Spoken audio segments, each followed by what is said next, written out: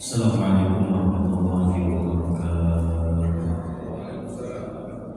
Bismillahirrahmanirrahim. Subhanallah rabbana la ilma lana illa ma 'allamtana innaka antal alimul hakim. Wa tub 'alaina innaka antat tawwabur rahim wa taqabbal minna innaka antas samiul 'alim. Wa 'allimna min ladunka 'ilman nafi'an ya dzal jalali wal ikram.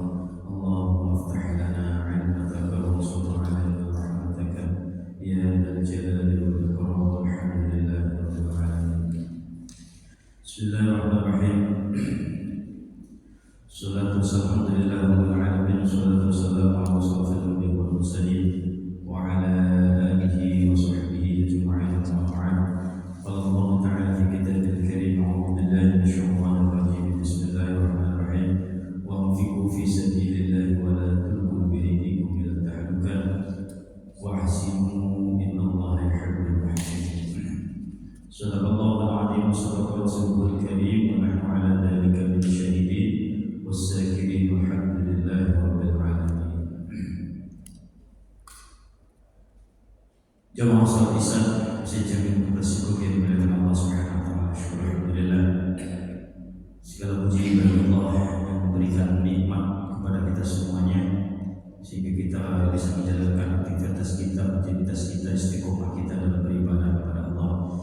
Mudah-mudahan Allah terus tambah nikmat-nikmat yang lain dan kita diberikan kemampuan untuk bisa mensyukurinya, untuk bisa menggunakan nikmat itu untuk beribadah kepada Allah, untuk mendekatkan diri kita kepada Allah Subhanahu wa taala. Amin ya rabbal alamin. Baik jemaah Allah Subhanahu wa taala, sampai halaman 87.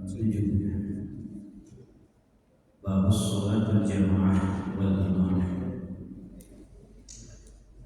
Bismillahirrahmanirrahim. Qala al-musannif rahimahullah ta'ala wa nafa'ana bihi wa bi'ulumihi fid dharain.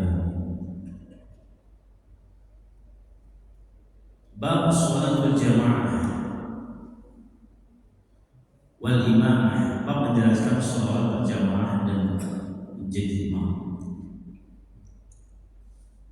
An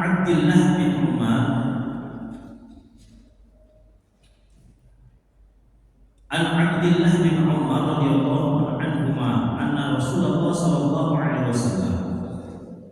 Hadis diriwayatkan oleh Abdullah bin Umar radhiyallahu anhuma, semoga Allah meridai keduanya.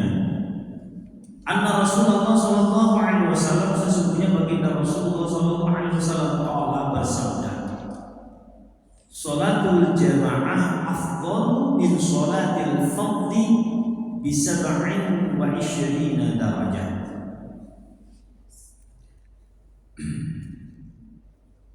Bahwa sesungguhnya baginda Rasulullah sallallahu alaihi wasallam bersabda, sholat jamaah itu afdal, lebih utama dari sholat fardhi sendirian. Bedanya bisa 27 darajah. Bedanya adalah 27 derajat.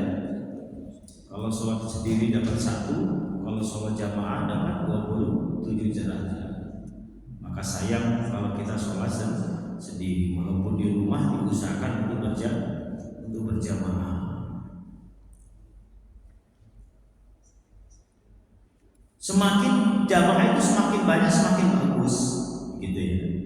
Maka kita sholat di masjid di masjid-masjid biasa, di masjid jami atau di masjid-masjid ya kayak di masjid yang besar-besar itu ya, Istiqlal, mungkin yang jamaahnya banyak lah istilahnya. Dimanapun masjid yang jamaahnya banyak, potensi ibadah kita diterima Allah itu tinggi. Karena apa? Karena banyak jamaah saling melengkapi, gitu. Jadi semakin banyak orang yang berjamaah, semakin besar kemungkinan jamaah kita diterima Allah Subhanahu wa taala. Terlepas dari pahalanya sama 20 derajat.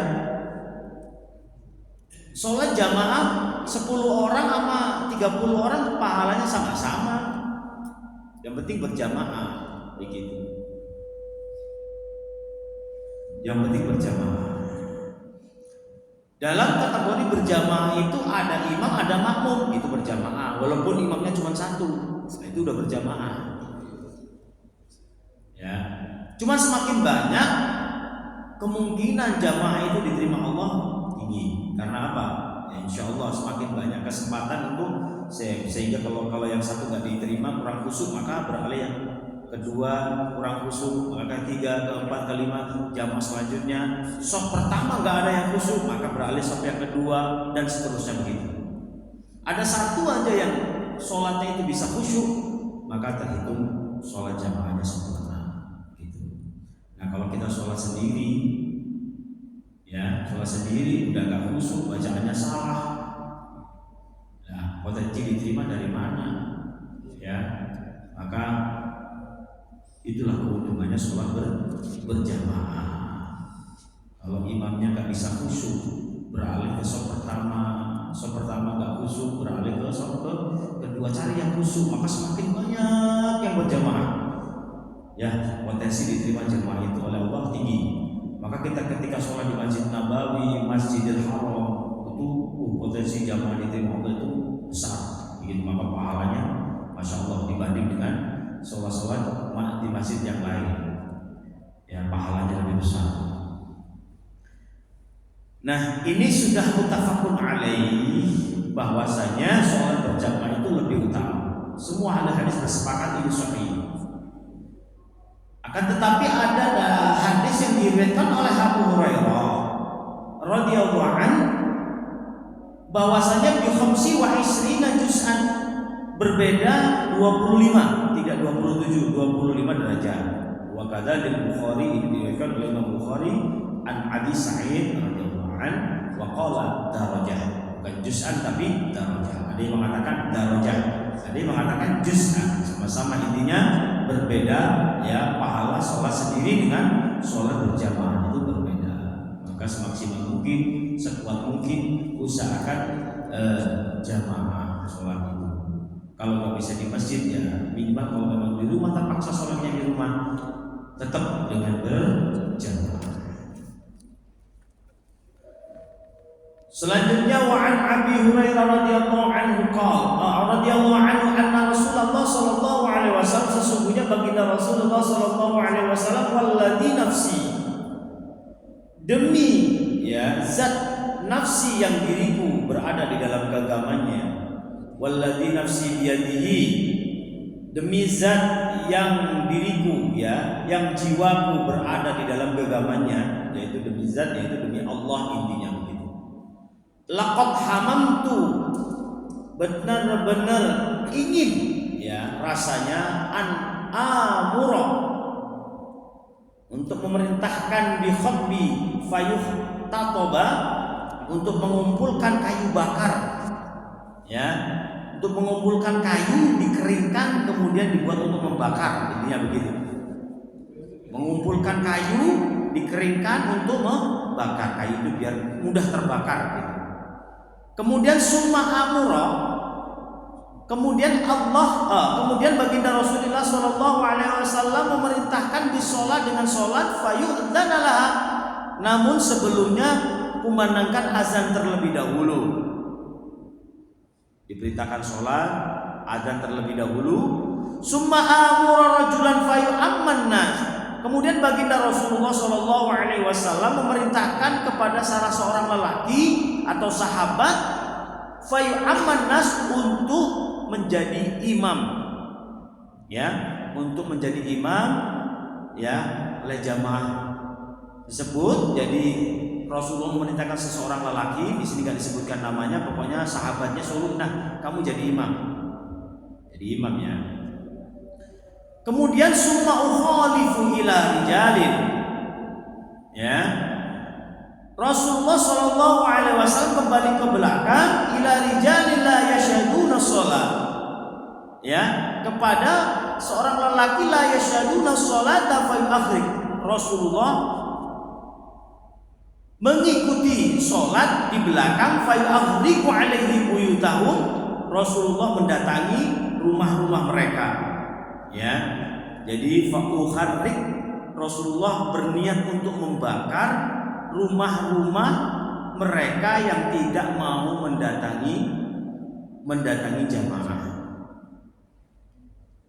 Jadi ini pentingnya berjamaah sampai Rasulullah berniat, maksudnya wallahu alam, tapi ini belum sempat terlaksana, hanya menakut-nakuti begitu intinya.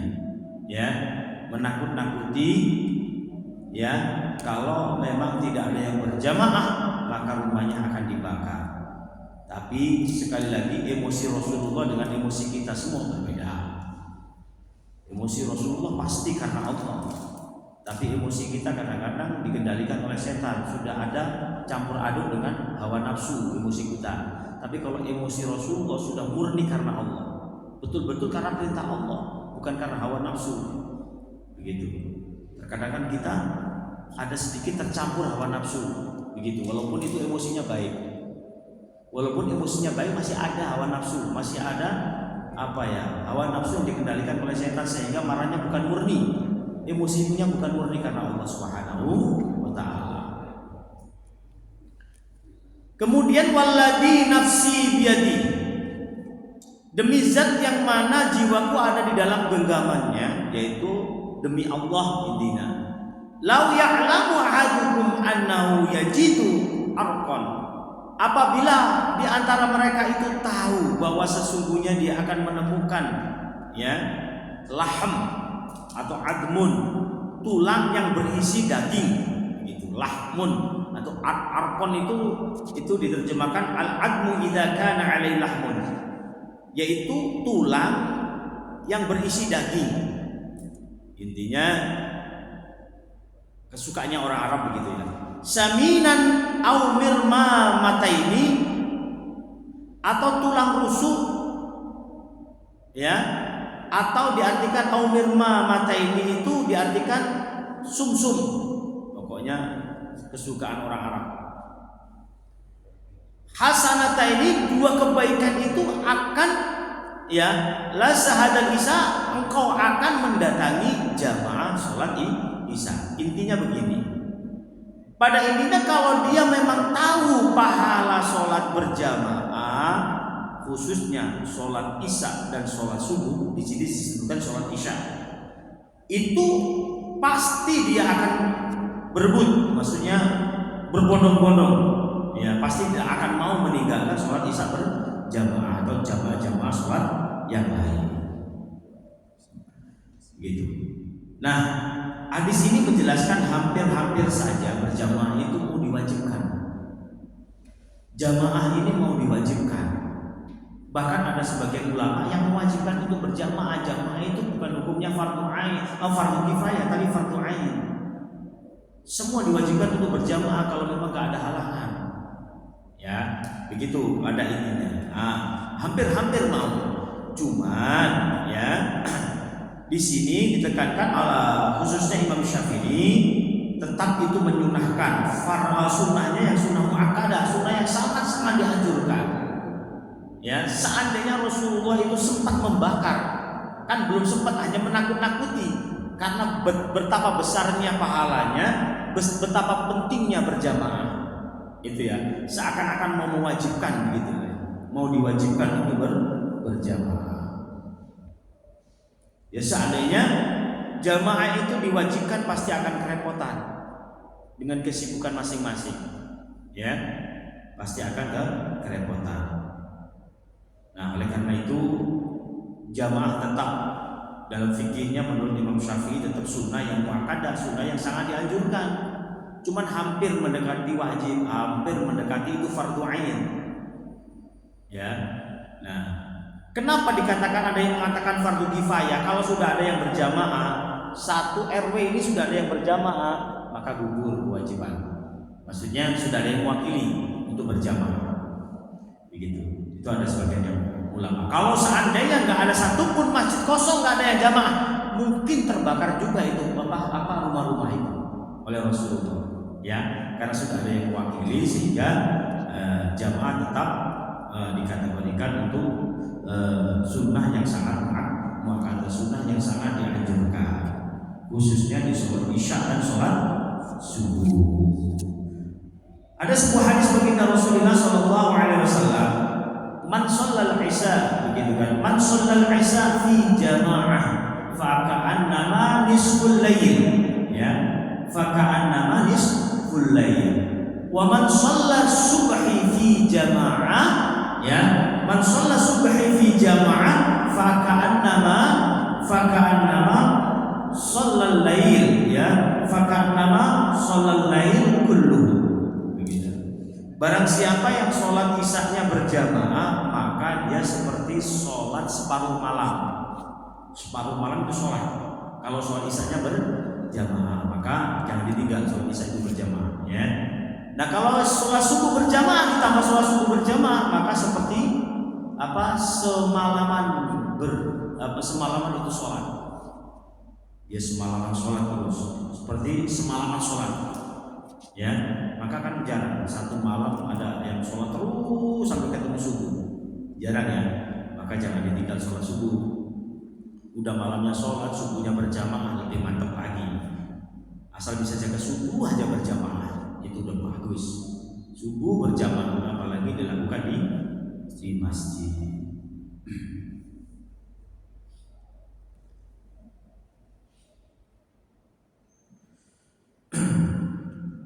Selanjutnya wa'anhu radhiyallahu anhu qala Rasulullah sallallahu alaihi wasallam.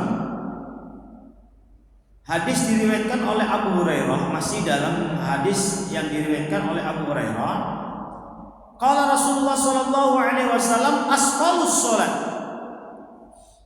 berat-beratnya salat, ya, alal munafikin, menurut orang yang munafik. Bagi orang munafik nih, salat itu terasa berat. Bagi orang munafik itu salatul isya, salat isya, wa salatul fajri, dan salat subuh. Isya dan subuh ini berat, karena biasanya udah sholat maghrib teler, udah tidur 12 sampai pagi, capean, ya. Atau udah sholat isya nyantara, malam nggak bangun, subuh juga nggak bangun. Sholat isya sama sholat fajar ini bagi orang munafik, maka ya sudah terbukti, ya.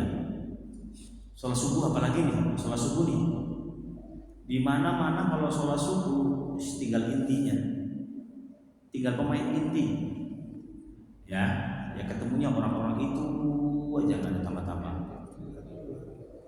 di situ aja. Tapi sekali-kali kalau kita sudah sholat subuhnya berjamaah, istiqomah. Jangan sekali-kali mempunyai sifat lebih baik daripada orang yang belum bisa berjamaah. Itu kuncinya, ya. Jangan merasa lebih baik. Tetap kita ajak terus, tapi jangan merasa kita itu merasa lebih baik, ya. Karena dulu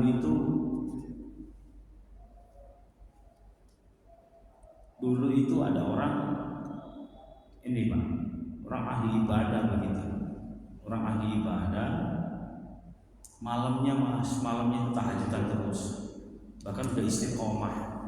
Umumnya selama 1 bulan udah istiqomah, dia baru bisa istiqomah 1 bulan, nggak ninggal tahajudnya itu. Suatu saat dia ingin lihat situasi keluar, kayak apa sih di luar itu.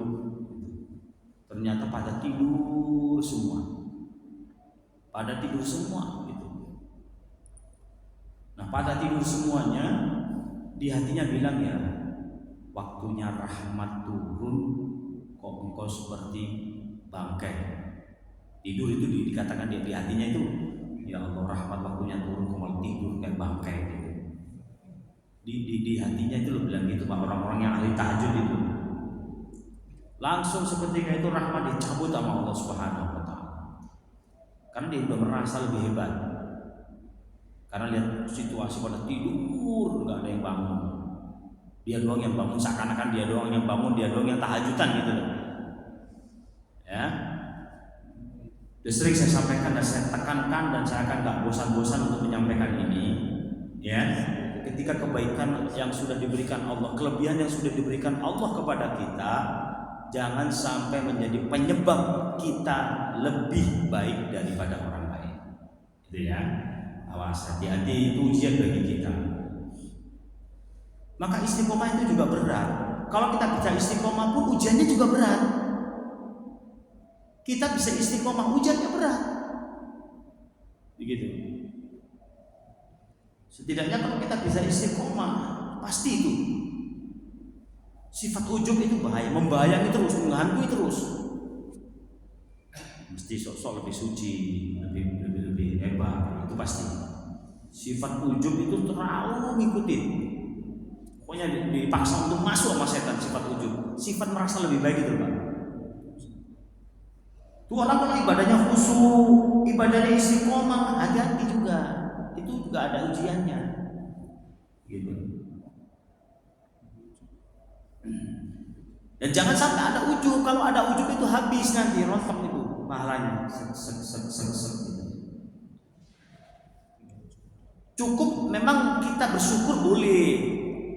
Tapi kalau ujub itu merasa dirinya lebih hebat daripada orang lain, merasa hebat nih, merasa lebih suci, merasa lebih hebat daripada lebih segalanya. Nah itu bahaya. Kalau sekedar syukur memang harus bersyukur karena dikasih nikmat sama Allah untuk bisa ibadah istiqomah. Itu syukur, biar ditambah terus, biar dijaga istiqomah, itu tujuannya bersyukur. Kalau kita bersyukur kan ditambah nikmatnya tuh. Nikmat ibadahnya ditambah gitu. Ya tetap kalau kita dapat nikmat, dapat kebahagiaan, dapat apa, harus bersyukur memang. Ya, tapi tujuannya bersyukur itu agar Allah terus memberikan nikmat itu gitu loh. Tapi hati-hati gitu. Kalau sudah Allah takdirkan kita bisa istiqomah, kita bisa khusyuk dalam beribadah, kita bisa nikmat dalam beribadah, awas sifat ujub ada di dalam diri kita, nanti berbahaya. Baik, kembali kepada hadis tadi. Sholat yang berat rasanya menurut orang munafik itu adalah sholat isya dan sholat fajar.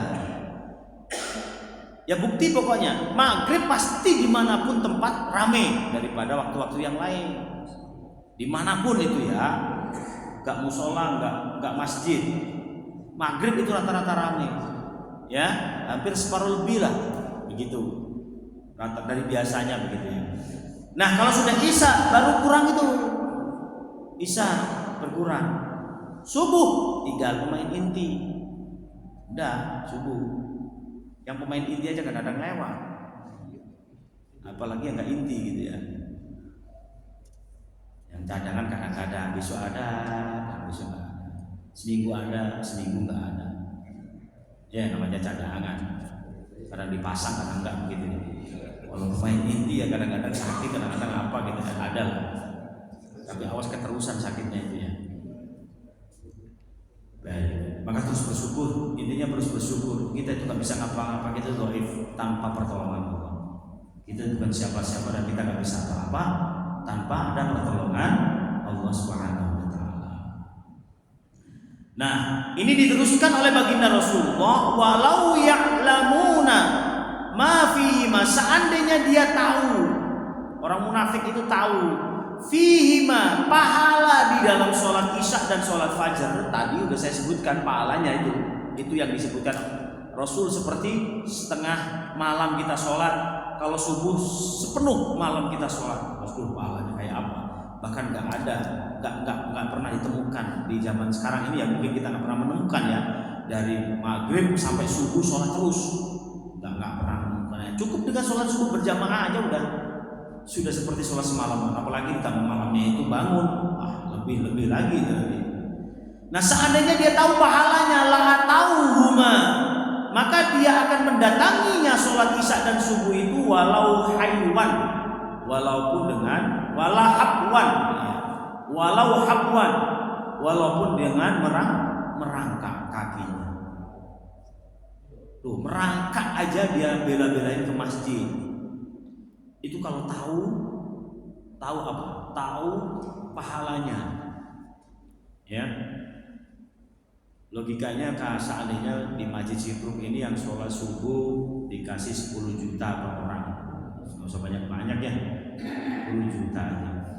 Insya Allah lah penuh. Bahkan orang yang nggak punya kaki pun digendong. Ayo jam langsung dianterin. Orang yang buta dianterin, bahkan orang yang nggak bisa jalan lumpuh dianterin juga.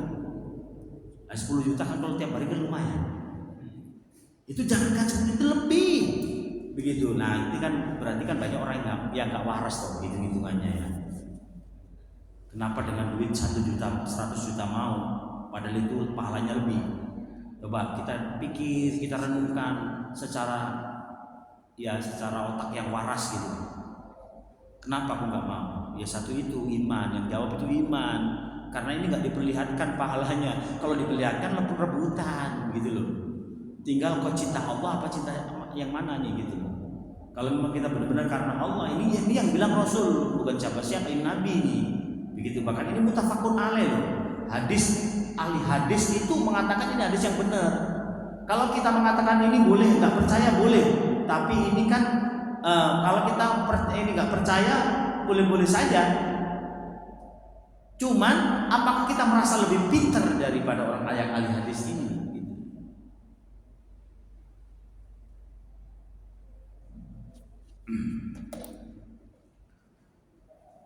Itu saking besarnya sholat isya dan sholat subuh berjamaah, bahkan dengan merangkak pun dia akan datang. Cuman ya itu lagi-lagi masalah iman, begitu, masalah iman dan kecintaannya kepada Allah. Ditambah dengan hadis wa anhu, masih diriwayatkan oleh Abu Hurairah, atan Nabi, bahwa sesungguhnya Rasulullah SAW mendatangi seorang laki-laki yang buta. Ya, laki-laki yang buta itu faqala ya Rasulullah SAW. Oh, didatangi. Jadi didatangi siapa? Datang Nabi kepada Nabi seorang laki-laki yang buta. Jadi datang seorang laki-laki yang buta dengan mengucapkan ya Rasulullah, innahu laisali, sesungguhnya saya tidak memiliki, tidak ada penuntun, yaquduni ilal masjid, yang menuntunku ke masjid. Saya ini buta, nggak punya penuntun untuk menuntun aku ke masjid. Maka jawabannya apa Rasulullah? Farakhasalahu, memberikan keringanan. Ya udah nggak apa-apa kalau memang nggak ada yang menuntun kau ke masjid. Ya. Namun setelah Rasulullah berbicara seperti itu, falamma wallada'a, ketika orang itu berpaling, udah mau pergi dah, diberikan keringanan mau pergi dia. Da'ahu, Rasulullah memanggil kembali. Rasul memanggil kembali, udah mau pergi dipanggil, ta'al, sini dulu. Nah, gitu, dipanggil lagi sama Rasulullah. Da'ahu gitu. Faqala hal tasma'un nida, apakah engkau mendengar adzan? Kata Rasul begitu kepada orang yang buta. Apakah engkau mendengar adzan? Bisolah, untuk melakukan sholat? Qala, kata orang buta itu, na'am, iya Rasulullah, saya dengar. Gitu. Qala fa'ajib. Ya. Maka penuhilah, datanglah ke masjid. Gak jadi dikasih rukhsah. Itu walaupun orang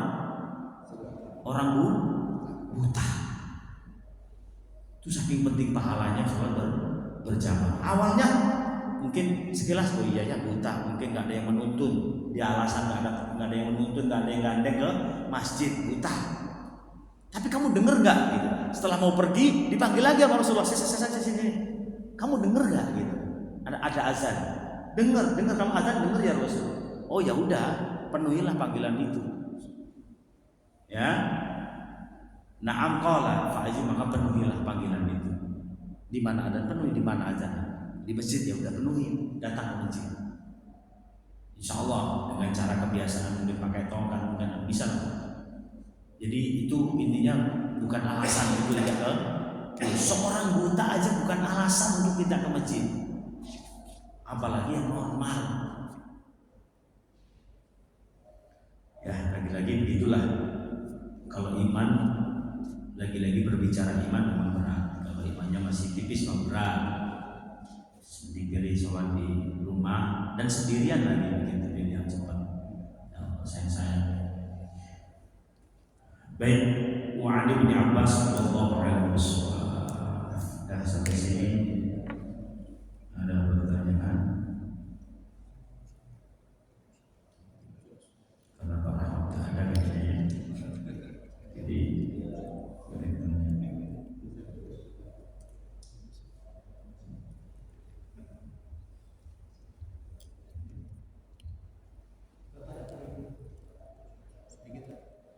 Oh, iya Pak Cip. Ayo, silakan. Assalamualaikum warahmatullahi wabarakatuh. Waalaikumsalam. Tadi dikatakan salat jamaah pahalanya antara 27 atau 25 derajat. Iya. Enggak ditentukan di masjid atau di rumah itu. Baik. Kita bahas itu. Ya, ya.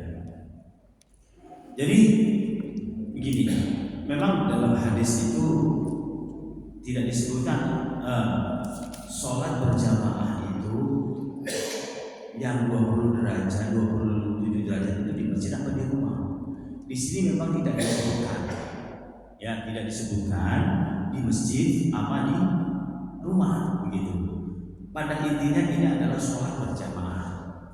Sholat yang dilakukan ada imam dan makmum, walaupun hanya satu orang makmumnya. Yang penting ada imam dan makmum, itu sholat berjamaah dimanapun tempat, ya, dimanapun tempat. Itu ini satu ya. Nah, kalau kita ditanya lebih utama mana, di rumah sama di masjid, ya udah pasti lebih utama di masjid. Ya udah saya sampaikan, kalau di masjid itu syiar masjidnya ada, ketemu saudara silaturahminya ada, perlu jalan kaki, itu jalan kakinya itu menghapus dosa.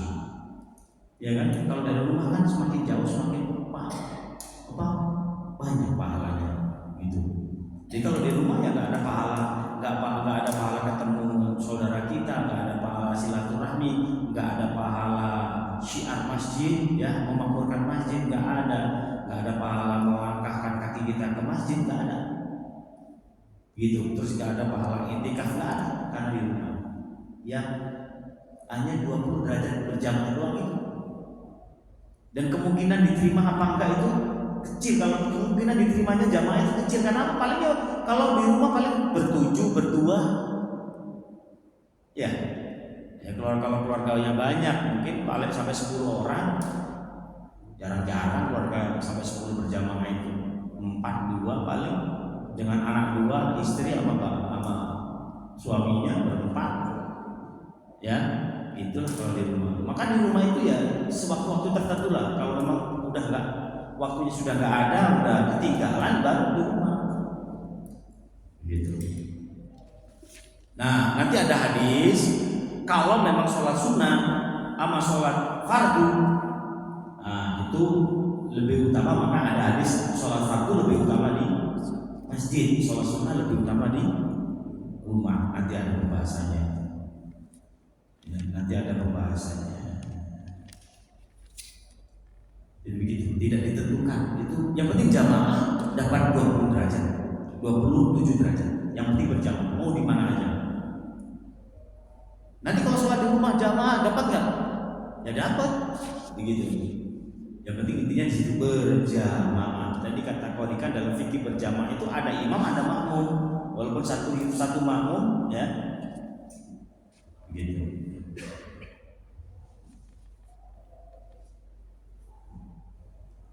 Oke, ada lagi?